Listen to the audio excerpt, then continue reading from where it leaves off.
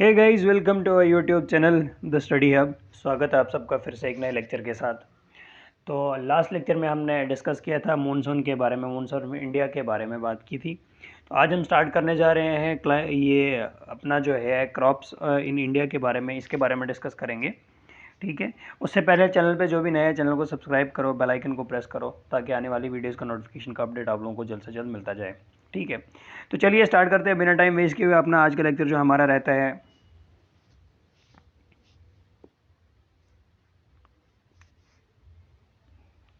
जिसमें जो कि है क्रॉप्स इन इंडिया।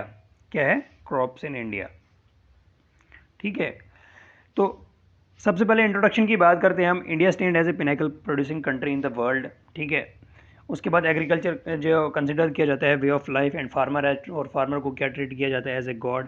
ठीक है, there are the several major crops हैं हमारे इंडिया के अंदर, जिसमें हमारा फूड ग्रेन आता है, राइस आता है, वीट आता है, मेज़ आता है, मिलेट, पल्सेस होगी, कैश क्रॉप्स होगी, कॉटन जूट होगी, शुगर केन हो गया, टोबाको, ऑयल सीड। ठीक है, ये सारी जो भी हमारी क्रॉप्स हैं ये किसके अंदर आती है? हमारी मेजर क्रॉप्स ऑफ इंडिया के अंदर आती हैं। ठीक है, plantation crop, T, coffee, coconut, rubber, horticulture crops, fruit and vegetables वगैरह, ये जो हमारे क्या है, ये किसके अंदर आती है? हमारी इंडिया के अंदर आती हैं। ठीक है, कॉटन जो क्या है, नेचुरल फाइबर है, ग्रोज ऑन प्लांट के अंदर, प्लांट के ऊपर ग्रो होता है। ठीक है, and Gujarat is India's largest cotton producing state. और गुजरात जो हमारी स्टेट है, इंडिया की जो स्टेट है गुजरात, वो लॉन्गेस्ट कॉटन प्रोड्यूसिंग स्टेट है। ठीक है, पूरे इंडिया के अंदर जो है longest, India's largest cotton producing state है। Similarly the crops are accordingly divide on the based on season and the cultivation suitably. फिर ठीक है, सबसे पहले मैं अगर आपको बता दूं तो India is now the world second largest producer of agriculture product है। क्या कहते हैं कि इंडिया जो है वर्ल्ड का सेकंड लार्जेस्ट प्रोड्यूसर है एग्रीकल्चर का। ठीक है, एग्रीकल्चर प्रोडक्ट का। ठीक है, India is an agriculture country with agriculture provided living of more than 60% of the population. कितनी? 60% ऑफ द पॉपुलेशन जो है किसके ऊपर बेस्ड है? एग्रीकल्चर के ऊपर। ठीक है, while we not may not understand the importance of agriculture while living in the metropolitan areas, it is well known truth that agriculture is the primary source of income। और ये income का भी primary source है हमारे agriculture जो है। इसे बहुत सारे मतलब एग्रीकल्चर के सोर्स से हम क्या करते हैं? पैसा भी कमाते हैं। फार्मर्स को देख लो, खेती करते हैं, पैसा कमाते हैं। ठीक है, उनकी रोज़मर्रा की ज़िंदगी जो है इसी पे चलती है। ठीक है, जिनके पास गवर्नमेंट जॉब नहीं है लेकिन फिर भी अपना जो है रोज़ गुजारा अपना कैसा करते हैं? वो एग्रीकल्चर के सोर्स से। ठीक है, तो the population of India is outpacing the country ability to the producing rice and wheat, which are the major crops of India। ये भी major crops of India के अंदर आती हैं। ठीक है, the amount of the money needed to construct marketing, storage and cold storage infrastructure is projected to be numerous crop ranging from medical to grain crops are grown throughout the country। These commodities are utilized for the various purpose including human consumption, industries and normal feed। ठीक है, ये सब देख लेना आप, ये इसका introduction है, ये पढ़ लेना अच्छे से आप। तो उसके बाद जो अगर मैं बात करूँ टाइप ऑफ मेजर क्रॉप्स जो इंडिया की है हमारी, वो कौन कौन सी रहती हैं? सबसे पहले आती है हमारे पास, क्या कहते हैं, सीज़न के बेस पे अगर देखा जाए तो मेजर क्रॉप जो है इंडिया की वो क्लासीफाई की गई हैं, जिसमें सबसे पहले हमारे पास आता है खरीफ क्रॉप। कौन सी क्रॉप आती है हमारे पास? खरीफ क्रॉप। इस क्रॉप को हम क्या कहते हैं? मानसून क्रॉप भी इसको बोला जाता है। ठीक है, दे आर टिपिकली, और इनको कब बोया जाता है? With the starting of rains in July, जब बारिश का मौसम स्टार्ट होता है, रेन मतलब जुलाई के अंदर, during the south west monsoon season, जब साउथ वेस्ट मानसून सीजन आता है। ठीक है, गुजरात जो है लार्जेस्ट कॉटन प्रोड्यूसिंग स्टेट है इंडिया का, ये मैंने आपको अभी बताया। उसके बाद अगर बात करें तो the prime kharif crop in India include, इसमें कौन कौन सी खरीफ क्रॉप कौन कौन सी आती है हमारे पास? मिलेट आता है, कॉटन आता है, सोयाबीन आता है, शुगर केन आता है, टर्मरिक आता है, rice, maize, pulses, groundnut etcetera. West Bengal, UP, Andhra Pradesh and Tamil Nadu are India's major rice production state. और जो ये हमारी स्टेट्स हैं कौन सी? वेस्ट बंगाल आ गई, यूपी आ गई, आंध्र प्रदेश, पंजाब एंड तमिलनाडु। इसमें क्या है? इंडियाज मेजर राइस प्रोडक्शन, सबसे ज़्यादा राइस प्रोडक्शन जो है वो इन्हीं स्टेट्स के अंदर होती हैं। और the cultivation varies from region to region. और कल्टिवेशन कहाँ से कहाँ वेरी करती है? रीजन से रीजन वेरी करती है। कहाँ पे किस तरह की कल्टिवेशन उगाई जाती है, क्या होता है? ठीक है, क्या क्या कल्टिवेट किया जाता है। नेक्स्ट आता है हमारे पास रबी क्रॉप। इसको हम क्या बोलते हैं? इसको विंटर क्रॉप भी बोला जाता है। ठीक है, या फिर स्प्रिंग हार्वेस्ट भी इसको बोला जाता है। ठीक है, आगे दो बातें, इसमें जो है ये कब बोया जाता है? ये अक्टूबर के आखिरी, मतलब अक्टूबर के last month of the October ये क्या किया जाता है? बोया जाता है। और हार्वेस्ट इसको कब करते हैं? Middle of March and April के अंदर इसको हम क्या करते हैं? हार्वेस्ट करते हैं। This is exactly the opposite of kharif crops. ठीक है, ये किसके अपोजिट है? खरीफ क्रॉप्स के। उसमें मैंने आपको बताया था कि उसको कब बोया जाता है? ये आता है हमारा खरीफ क्रॉप के बारे में मैंने आपको बताया कि थी ये जो सोन है इसको हम जुलाई में बिल्कुल during the south west monsoon season, कब साउथ वेस्ट मानसून सीज़न जब आते हैं उस टाइम पे इसको बोया जाता है। और इसको जो है कब बोया जाता है, हमारा जो रबी क्रॉप है, ये जो हमारा रबी क्रॉप है लास्ट मंथ ऑफ अक्टूबर, और हार्वेस्ट कब किया जाता है, इसे मार्च और अप्रैल के अंदर इसको क्या किया जाता है, हार्वेस्ट किया जाता है। ठीक है, this is exactly the opposite of kharif crops. The main rabi crop in India includes, और मेन रबी क्रॉप कौन कौन सी आती है हमारे पास, wheat, barley, mustard, sesame, peas etcetera. ठीक है, these are usually grown in the dry areas. और कहाँ पे ग्रो किया जाता है, ड्राई एरियाज में ये ग्रो किया जाता है। ठीक है, आप लोगों को पूछा जाएगा बताओ भाई रबी क्रॉप्स इनमें से कौन सी है, खरीफ क्रॉप कौन सी है, या फिर ये कब उगाया जाता है, ये कब सोन, इसका बीज कब बोया जाता है, कब हार्वेस्ट किया जाता है। ठीक है, इस तरह की जो हमारी आती है ये हमारा था किसके बारे में, रबी क्रॉप के बारे में। देन आती है थर्ड नंबर पे हमारे पास ज़ैद क्रॉप्स। ठीक है, ज़ैद क्रॉप की अगर हम बात करें तो it's a very rare part of the, ये किसी मतलब कंट्री के किसी भी मतलब हिस्से में पाया जाता है, किसी रेयर हिस्से में। ठीक है, उगाया जाता है। These are harvested from March to June, March से जून तक ये हार्वेस्ट किया जाता है। Popular example for zaid crops are musk melon यानी कि watermelon, vegetable, cucurbitaceae family such as bitter gourd, pumpkin, ridged gourd, ये सारी जो हमारी किस्में आती है ज़ैद क्रॉप्स के अंदर आती है। क्या बोलता है कि ये किसी रेयर कंट्री के किसी रेयर स्टेट में ये जो चीज़ें हैं ये उगाई जाती हैं या फिर बोई जाती हैं। ठीक है, तो ये पहले हमने पढ़ा खरीफ क्रॉप के बारे में, फिर हमने रबी क्रॉप के बारे में पढ़ा, फिर हमने ज़ैद क्रॉप के बारे में पढ़ा। अब जो हमारा रहता है नेक्स्ट जो लेक्चर है, नेक्स्ट जो है हमारा वो क्या है, मेजर क्रॉप्स इन इंडिया के बारे में हमने पढ़ना है। ठीक है, the prime crops grown in the India's rice, wheat and maize. The human populace depend on these pulses and major cultivation takes place around the country. Madhya Pradesh जो हमारा है वो सबसे लार्जेस्ट पल्सेस प्रोड्यूसिंग स्टेट है हमारी। ठीक है, and the farmer are passionate enough and are passing the legacy to the future generation. ठीक है, तो नेक्स्ट हम चलते हैं आगे, क्या है हमारे पास, राइस के बारे में बात करेंगे। राइस जो है, the weather is hot with temperature ranking from, कितने टेम्परेचर होना चाहिए इसके लिए, 22 to 32 degree Celsius, and high humidity होनी चाहिए। ठीक है, राइस के लिए द एनुअल रेनफॉल कितना होना चाहिए, 150 से 300 सेंटीमीटर एनुअल रेनफॉल होता है। ठीक है, सॉइल कौन सी होनी चाहिए, loamy clayey soil with a lot of clay. ठीक है, इस सॉइल के अंदर क्या पाया जाता है, हमारा राइस पाया जाता है।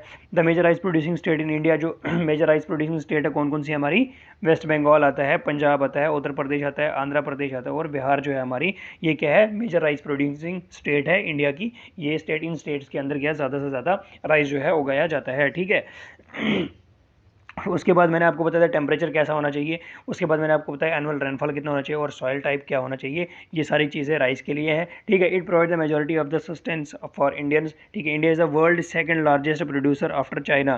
ठीक है, सबसे पहला आता है हमारे पास China, China is the first producer country है। उसके बाद दूसरी जो हमारी इंडिया आती है, जो वर्ल्ड सेकंड लार्जेस्ट प्रोड्यूसर है राइस की। ठीक है, and the major crops in India, and has major crops in India in states like Assam, West Bengal, Odisha. Paddy जो है ना, पैडी इज़ ग्रोन जो यहाँ पे 3 टाइम्स इन ए ईयर, कहाँ कहाँ पे, असम में, वेस्ट बंगाल में, ओडिशा में, इंडिया के अंदर ही इन 3 स्टेट्स के अंदर पैडी जो है 3 बार उगाया जाता है। ठीक है, और इसका नाम क्या दिया जाता है, उस, अमन एंड बोरो। ठीक है, ये था राइस के बारे में। देन आता है हमारे पास वीट।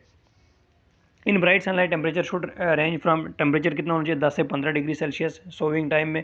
ठीक है, और राइपनिंग और हार्वेस्टिंग टाइम में कितना होना चाहिए, 21 टू 26। रेनफॉल कितनी, 75 to 100 centimetre forecast. Fertile loamy and clayey loamy soil with good drainage. ठीक है, इस तरह की मिट्टी होनी चाहिए जिसके अंदर जो हमारा वीट उगाया जाता है। और जो लार्जेस्ट हमारा जो वीट प्रोड्यूसिंग स्टेट जो आती है हमारी, उत्तर प्रदेश आती है, पंजाब, मध्य प्रदेश, हरियाणा एंड राजस्थान, इन चीज़ों के, इन स्टेट्स के अंदर हमारा क्या है, अपना वीट जो है उगाया जाता है। फिर अब अगर हम बात करते हैं आगे, तो India is the second world largest producer after China. ठीक है, world second largest producer after China, इसमें भी पहला चाइना आता है, जिसमें जो हमारा ये है इसे क्या कहते हैं, राइस जो है सबसे पहले उगाया जाता है। फिर वर्ल्ड सेकंड लार्जेस्ट हमारे पास राइस के लिए इंडिया आता है। देन उसी तरह से वीट की अगर हम बात करें तो सबसे पहला चाइना आता है। देन उसके बाद अगर हम बात करें तो वर्ल्ड सेकंड लार्जेस्ट जो हमारे पास कौन सी आती है, इंडिया जो है वो आती है। ठीक है, the largest cotton producing state in India is Gujarat. ठीक है, ये भी मैंने आपको पीछे बता दिया था कि लार्जेस्ट कॉटन प्रोड्यूसिंग स्टेट कौन सी है हमारी इंडिया की, तो वो कौन सी है, गुजरात है। गुजरात के अंदर जो है लार्जेस्ट कॉटन जो है वो प्रोड्यूस किया जाता है, यानी कि कॉटन जो है वो ज़्यादा से ज़्यादा मिकदार में पाया जाता है, ठीक है। In north and north western India this the second most important cereal crops and the primary food crops, ठीक है। नॉर्थ और नॉर्थ वेस्टर्न इंडिया में कौन कौन से आते हैं हमारे पास, cereal crops and primary food crops जो है ये यहाँ पे उगाए जाते हैं। The green revolution success boosted the growth of rabi crops particularly wheat, ठीक है। देन थर्ड नंबर पे आता है हमारे पास मेज़। अगर हम मेज़ की बात करें तो वेदर होना चाहिए वार्म, टेम्परेचर होना चाहिए 21 to 27 डिग्री सेल्सियस, ठीक है। रेनफॉल ज़्यादा ज़रूरत नहीं है बारिश की, ठीक है, नहीं sorry there was a lot of rain, ठीक है, बहुत ज़्यादा बारिश। सॉइल टाइप की अगर हम बात करें तो एलुवियल सॉइल, ठीक है। एलुवियल सॉइल के बारे में मैंने आपको पीछे भी बताया था, ये बताइए एलुवियल सॉइल कहाँ पाई जाती है, ठीक है। उसके बाद टॉप मेज़ प्रोड्यूसिंग स्टेट जो है कर्नाटका है, महाराष्ट्र है, मध्य प्रदेश है, तमिलनाडु और तेलंगाना जो है ये मेज़ प्रोड्यूसिंग स्टेट है। टॉप मोस्ट जो है मेज़ प्रोड्यूसिंग स्टेट कौन कौन सी आती है, कर्नाटका आता है, महाराष्ट्र आता है, मध्य प्रदेश, तमिलनाडु और तेलंगाना हमारे पास ये जो स्टेट्स हैं इनके अंदर क्या उगाया जाता है, मेज़ उगाया जाता है, ठीक है। India is the 6th largest producer in the world. India जो है 6th largest producer in the world है, किसके लिए, मेज़ के लिए। इसमें पहली, दूसरी, तीसरी, चौथी, पाँचवीं, ये 5 कौन सी, ये आप कमेंट सेक्शन में बता दो। It can be use as both food and fertilisers, ठीक है। किसके लिए यूज़ किया जाता है, फूड के लिए भी और फर्टिलाइजर के लिए भी यूज़ किया जाता है। The introduction of modern input such as high yielding variety seed fertiliser irrigation has incent maize output. और मेज टेक्नोलॉजी जो है मिशन, जो मेज technology mission is one of the government मेज इनिशिएटिव, जो ये गवर्नमेंट का एक इनिशिएटिव भी है। कौन सा, मेज टेक्नोलॉजी है, ये गवर्नमेंट का एक इनिशिएटिव भी है, ठीक है। तो ये थी हमारे मेजर क्रॉप्स के बारे में हमने पढ़ा। तो इसके बाद अगर हम बात करते हैं आगे इनकी स्टोरेज के बारे में, अगर हम बात करते हैं इनको कहाँ का रखने के लिए क्या करते हैं हम, कहाँ का किस तरह से ये जो है हमारे पास सेफ रहेंगी, ठीक है। अगर काफ़ी टाइम तक इन्हें हम सेफ स्टोर करना चाहते हैं तो इनके लिए क्या कौन कौन सी चीज़ की जरूरत पड़ती है, जिसमें सबसे पहले अगर हम बात करें तो grain and other major crops in India must be preserve after harvesting, ठीक है। क्या बोलते हैं कि ये इनको प्रिजर्व किया जाता है आफ्टर हार्वेस्टिंग के बाद without enough storage facilities. Insect, worms, fungi and numerous bacteria will damage the grain. और ये जो है इंसेक्ट हो गया, वर्म हो गया, फंगई हो गया, न्यूमरस बैक्टीरिया वगैरह जो भी हैं क्या करते हैं, ये इन्हें क्या करते हैं, तबाह कर देते हैं, ठीक है, इनको डैमेज कर देते हैं। Similarly lack of enough moistures and proper temperature at the storage location, वहाँ पे क्या होती है, ठीक है, मॉइस्चर नहीं होता है, ठीक है। और टेम्परेचर जो होता है वो बहुत इनको प्रॉपर नहीं मिलता है, ठीक है, स्टोरेज लोकेशन पे। Increase the risk of grain, और वहाँ पे क्या हो जाती है, ग्रेन रॉटिंग हो जाती है as a result of these factor grain quality deteriorates, its weight drops and its capacity to bear gain decreases. The following summarize some of the strategies that have been developed to keep grain for deteriorating and keep it safe in storage, ठीक है। हमारे पास कुछ strategies आती हैं जिससे हम क्या करते हैं, अपना ग्रेन को क्या करते हैं, बचाते हैं, ठीक है। इनको फंगई से, बैक्टीरिया वगैरह से हम क्या करते हैं, बचाते हैं, स्टोर करके रखना है, अच्छा स्टोर करके रखते हैं ताकि आगे हमें मतलब काफ़ी टाइम तक चल सके, ठीक है। जिसमें सबसे पहले हमारे पास ड्राइंग आता है, क्या आता है, ड्राइंग, ये आता है सबसे पहले। Can be dried in the sun और एक्सपोर्ट हॉट और वार्म एयर, ठीक है। इन्हें हम किस में सुखाते हैं, ठीक है, इन्हें सुखाते हैं धूप में या फिर मतलब गर्म हवा के अंदर, इसे क्या करते हैं हम, क्रॉप्स को सुखाते हैं। मेंटेनेंस ऑफ स्टोरेज वेसल, ठीक है। There should be no fracture और होल इन द गोडाउन, क्या बोलते हैं कि फ्रैक्चर या भी कोई होल वगैरह गोडाउन के अंदर नहीं होने चाहिए, सैक्स के अंदर, टैंक्स के अंदर या कंटेनर के अंदर, जिसके में हम क्या कर सकें, हम अपना जो है इसको स्टोर कर सकते हैं, और ताकि इसको कोई भी बैक्टीरिया, फंगस वगैरह जो है इस पर हावी ना हो जाए, ठीक है। सबसे पहला प्रोसेस हमारे पास ड्राइंग का आता है। देन अगर सेकेंड हम बात करें तो हमारे पास जो है स्टोरेज वेसल का आता है, ठीक है। There should be no fracture और होल इन द गोडाउन, ये मैंने आपको बता दिया। देन उसके बाद केमिकल ट्रीटमेंट आता है हमारे पास। The godown and storage vessel are spread, सही तरह से स्प्रे, अच्छी तरीके से स्प्रे किया होना चाहिए, ठीक है। पेस्टिसाइड्स होने चाहिए, फंजिसाइड्स, केमिकल बिफोर स्टोरेज, इन सब चीज़ों से स्प्रे किया होना चाहिए। Also utilize in fumigations, neem leaves, black pepper, ठीक है, and oil are also use to protect the grain. ये सारी चीज़ें, नीम के पत्ते जो होते हैं, ब्लैक पेपर, काली मिर्च जिसे हम बोलते हैं, ऑयल्स वगैरह हैं, ये किसके लिए यूज़ किए जाते हैं, ताकि ग्रेन्स को हम क्या करें, प्रोटेक्ट कर सकें। देन उसके बाद आता है vessel related to storage, they are divide of air, rodents and wetness, ठीक है, गीलेपन से, हवा से ये डिवाइड होते हैं, ठीक है। मतलब इन सब से हट के इन सब चीज़ों को क्या किया जाता है, स्टोर किया जाता है। देन नेक्स्ट आता है हमारे पास बफर स्टॉक की अगर हम बात करें, और grain obtained by the government through FCI the supply wheat and rice where farmer paid fixed amount for their crops, ठीक है। किसके लिए? गवर्नमेंट्स के मतलब बफर स्टॉक जो है ग्रेन्स का, एक गवर्नमेंट ने एक फूड कॉर्पोरेशन ऑफ इंडिया इस तरह का एक बनाया हुआ है जहाँ पे क्या करते हैं, ये सप्लाई जो है वीट राइस की, जहाँ पे फार्मर क्या करते हैं, पे करते हैं फिक्स प्राइस, फिक्स्ड अमाउंट, ठीक है, उनके अपनी क्रॉप्स को प्रोटेक्ट करने के लिए, ठीक है, गवर्नमेंट के हवाले करते हैं फूड कॉर्पोरेशन ऑफ इंडिया के अंदर, ठीक है, उनके पास, ताकि जो उनका जो है मतलब क्रॉप्स वगैरह हैं, ग्रेन वगैरह हैं, वो तबाह और बर्बाद ना हो। उसके लिए क्या करते हैं, उसके लिए फार्मर जो है गवर्नमेंट को पे करते हैं फिक्स्ड अमाउंट, ठीक है, ताकि उनकी जो क्रॉप्स है, फसल वगैरह है, वो खराब ना हो।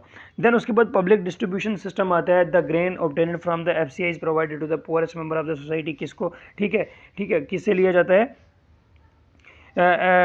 ये जो है the gain obtained from the, जो एफसीआई से लिया जाता है ग्रेन वगैरह, ठीक है, और किसे प्रोवाइड किया जाता है? Poorest member of the society, ठीक है, जो सोसाइटी के सबसे गरीब बंदे उन्हें through state run ration outlets, ठीक है, राशन वगैरह दिया जाता है, which are called the public distribution system. ठीक है, आप लोगों ने देखा होगा कि राशन वगैरह मिलता है, जिसमें हमें राशन कार्ड शो करना पड़ता है, बीपीएल एपीएल वगैरह, जिसमें हमें क्या मिलता है, राशन मिलता है। उसी का ये बोल रहा है कि पब्लिक एडमिनिस्ट्रेशन सिस्टम जो है, ये ग्रेन्स वगैरह लेकर और फिर ये पुअरेस्ट बंदों को प्रोवाइड किया जाता है। ठीक है, उसके लिए भी एक कॉस्ट रखी होती है, एपीएल के लिए अलग, बीपीएल की अलग, ठीक है, ये आपको पता ही होगा। तो ये था हमारा आज का लेक्चर। ठीक है, इसके बाद अगर हम कंक्लूजन के बारे में बात करें, तो जो हमने आज अभी तक पढ़ा वही है कि world second most populous country है, जहाँ पे इंडिया को कंसिडर किया जाता है best source of irrigation, and the month between June to June July is consider the agriculture crop year. और इससे क्या किया जाता है, एग्रीकल्चर क्रॉप ईयर, इसको क्या कंसिडर किया जाता है, July to June. With the change in climate season, जैसे ही क्लाइमेट सीजन वगैरह चेंज होता है, डिफरेंट मेजर जो क्रॉप्स इंडिया की वो क्या हो जाती है, ग्रोन होना स्टार्ट हो जाती है, enhancing the country economy growth and harmony. इससे कंट्री की इकोनॉमी ग्रोथ भी मतलब बढ़ती है। ठीक है, it has achieved self sufficiency and various essential crops are harvested. ठीक है, maintaining sustainability, the agriculture sector in India now has expanded livelihood opportunities and becomes resilient with the time. ये आप अच्छे से ध्यान से पढ़ लेना, क्या क्या हमने जो पढ़ा वही कंक्लूजन उसका यहाँ पे लास्ट पे दिया गया हुआ है। ठीक है, तो उम्मीद है कि ये लेक्चर आपको अच्छे से समझ में आया होगा।